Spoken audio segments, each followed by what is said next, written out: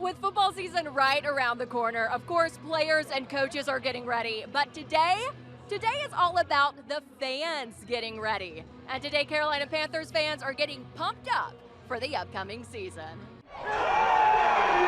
The noise level at Bank of America Stadium says it all. Carolina Panthers fans are ready for football season.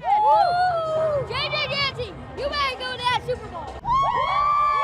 Fans stood in long lines ready for the gates to open at the 2023 Carolina Panthers Fan Fest to get their first glimpse of this year's team in action. Seeing the guys on the field, the fireworks and laser show at nighttime, if you hadn't ever been, that atmosphere is nuts. Just coming here and getting the experience again to be at Fan Fest, it's been a while since we've been here, so to just be back in the stadium and just feel this energy, it's just amazing.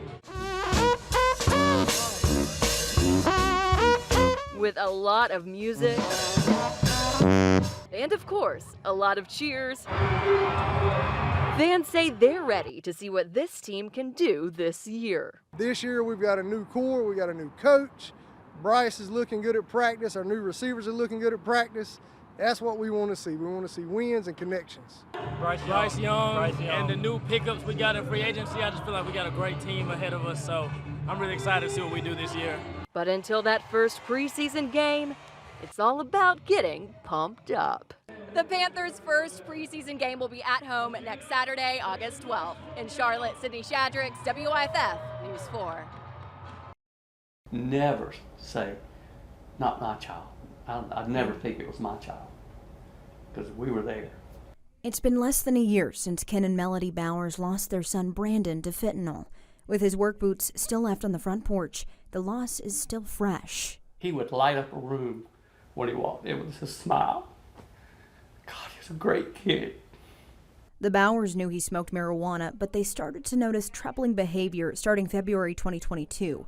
Bouts of high energy and unexplained sweating, having a steady job but never any money, and selling things he used to enjoy. If you even have one little inkling that there's something different about your child, you need to investigate. You need to investigate. You need to find help. You need to talk to them. August 4th, Melody remembers the last time she spoke to her only son. He came to my door and he said, "Night, Mom, I love you." And I said, "Good night, Brando, I love you more."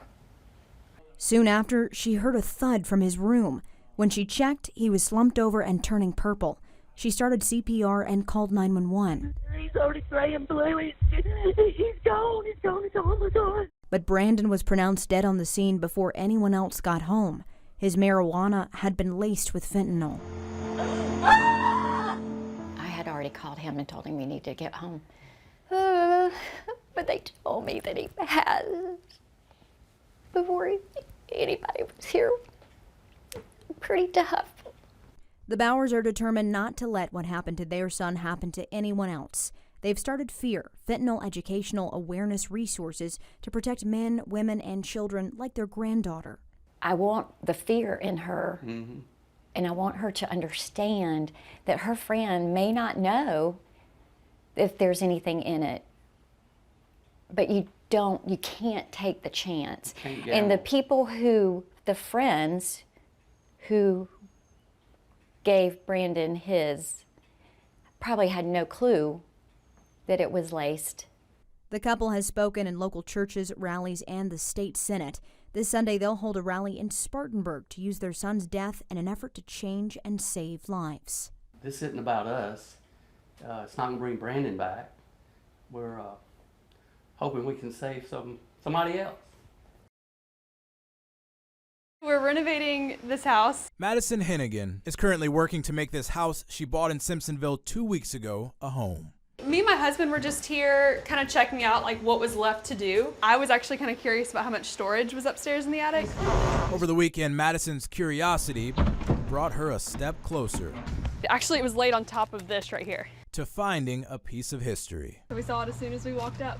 She found this framed photo from Y2K, the year 2000, a father and his two daughters, ages 3 and 5 months, with their footprints and a poem. So then we made the post. In less than 2 hours after posting to Facebook, we had no idea where it was. We just knew that it was gone. Internet detectives tracked down Ken Pruitt, who now lives in Virginia. So I'm holding my first adopted daughter, Nicole, right beside me, age 3. Bethany, who is about 5 weeks old, is in my arms. And then my wife took a picture of that. This picture, this frame, captured all of that, and then the frame and the picture disappeared. At the time, the family of 4 lived in the Simpsonville home for about a year. Professional movers misplaced the photo, and it was missing for 15 years.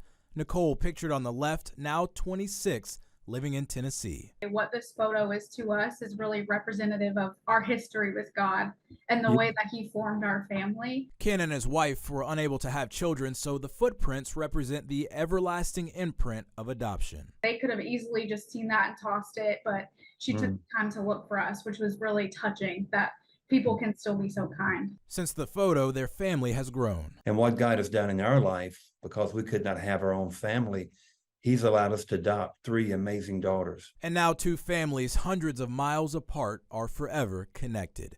In Simpsonville, My wife and I are ready to hang that on the wall in our home. Rashad Williams, WYFF News 4. Well, officials in Greer are getting the word out to multiple neighborhoods on the importance of properly getting rid of garbage and other waste in your home.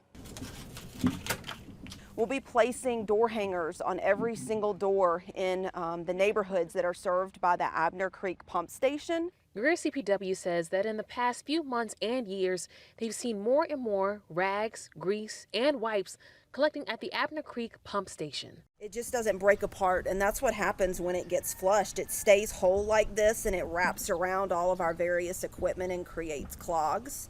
But toilet paper is very easy to break down. The station serves 8 neighborhoods plus a school, and CPW says it's seeing the worst of the problem.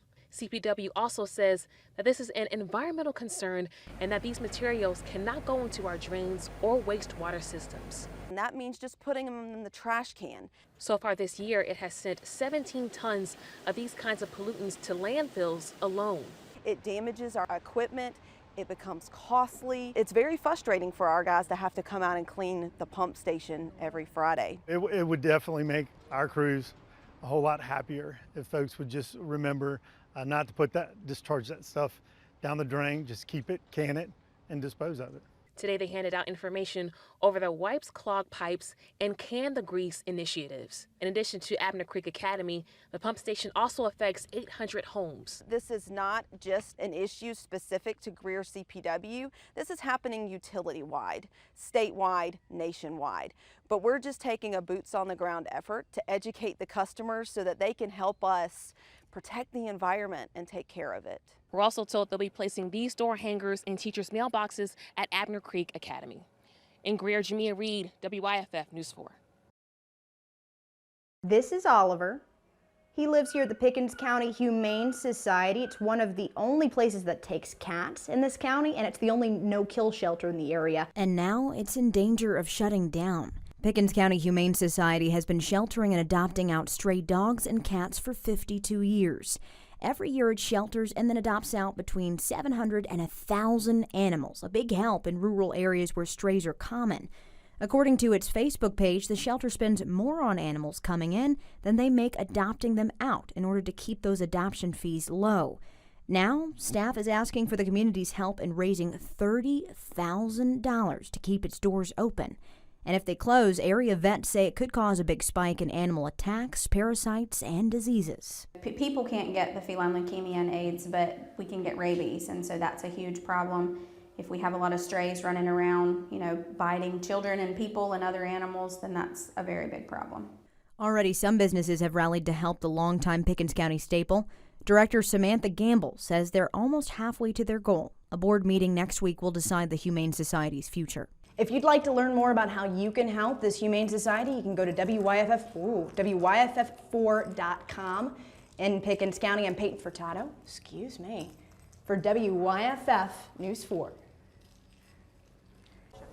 The Y Food program started in May of 2020 during COVID. And then what we found was there were families who were really struggling to put food on the table. Every Thursday, volunteers for the Y Food program use donated money to purchase groceries from local Aldi stores. The non-perishables are loaded onto their Y on the Fly van, taken to St. Matthew United Methodist, packed in paper bags, loaded back onto the van, and delivered to who's ever signed up for the Y Food program. We're not only serving right here in Greenville, but also into Simpsonville and Fountain Inn. We're serving in Taylors and in Greer, up toward Travelers Rest as well. We're also working with Greenville County Schools to make sure that kids have the food they need on the weekends. So all told, we have about 15 Greenville County schools, and it's really about 300 children per week. In addition to the Y on the Fly van, DoorDash also assists with grocery deliveries. These will go to individuals we serve through the program. Awesome. I'm glad to be a part of this. This is pretty neat. Diana Watson with the Y Food program says in addition to helping families at local motels, they're also serving veterans at the VA outpatient clinic, working with families through United Ministries, and assisting Gateway, serving people with mental health challenges. We're there every single week. We don't ask a lot of questions, but if they tell us they're hungry, we're there to serve them. Since 1978, the Holiday Sunshine Fund has distributed almost $2 million to nonprofit organizations and agencies in the Greenville area. This year, the Y Food program will be one of those recipients. When somebody gives to the Holiday Sunshine Fund, they're literally putting food on the table of a neighbor. In Greenville, Destiny Chance, WYFF News 4. Nestled along the Reedy River, the Grand Bohemian Lodge opened its doors to the public for the first time Thursday afternoon. The lodge features fine dining, a roaring fireplace, spa, art gallery, and nearly 200 guest rooms, with easy access to the Swamp Rabbit Trail, downtown Greenville, and Falls Park on the Reedy River. We've got something for people to enjoy, whether you're staying here, just passing through town, or locals. But building the Parkside Hotel has not always been a walk in the park. It took 7 years to make the concept a reality. Kessler Collection President Mark Kessler says he and his team had to navigate the pandemic, a labor shortage, and supply chain issues over their 3 years of construction. We've had a very resilient team. We've been through the ups and downs, but when we're in a place where people want to be, where the locals are excited about us coming to town and support us through the years, makes it really, really special. But those 7 years were a labor of love, Kessler said. Each piece of art and furniture was hand-picked and crafted specifically for the space. Kessler says he hopes the hotel will help guests fall for Greenville and locals see it from a different view. Really just kind of experience a part of Greenville that people have never experienced before, and when you get to step out on the porch or eat in the restaurant, you'll again get a different vantage point of Greenville and appreciation for the falls and the river that you've never had before.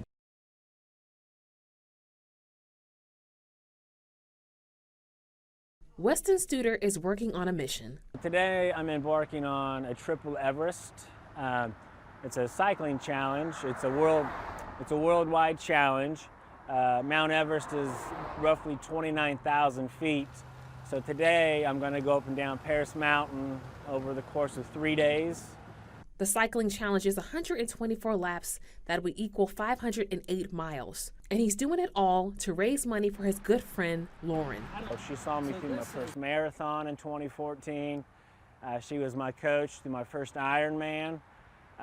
So 4 Ironmans later, 9 years of sobriety. I feel like I owe it to Lauren. Lauren was diagnosed with stage 2 Hodgkin lymphoma this past August. She's so inspiring through all of her ups and downs, with her family. Cancer is very familiar with her family, and now she has stage 2 Hodgkin's lymphoma. He brought this to my attention a couple months ago, and when I got diagnosed, and it means more than words could. I can't even describe it. Lauren has to have chemo for the next 4 to 6 months, but she believes she will persevere. You never know what life's going to throw at you, and just to take one day at a time and to focus and trust your treatment, trust the doctors, and for me, having faith. And Weston hopes that his and Lauren's journey will inspire others. If I can give back today through cycling, if people come out, see this story and want to donate, I really hope that it'll make a difference for her and her family, and just raise awareness for cancer and even anybody struggling with any sort of addiction.